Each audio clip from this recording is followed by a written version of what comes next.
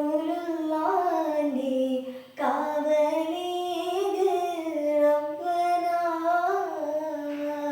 പാപമാലെ കറുത്ത് പോയൊരു പൽബും കൊണ്ടിവർ വന്നിതാ. പാപഭാരങ്ങൾ മാറ്റി കൽബകം റാഹ നൽകണേ സയ്യിദീ. മഹിഷരാമണ്ണിൽ എത്തും നേരത്ത് കൈവേടിയല്ലേ യാ നബി. മൗത്തിൻ നേരത്തും ഉമ്മത്തി എന്നൂരത്തോരാണിൻ്റെ വാരിധി. ഹൗലി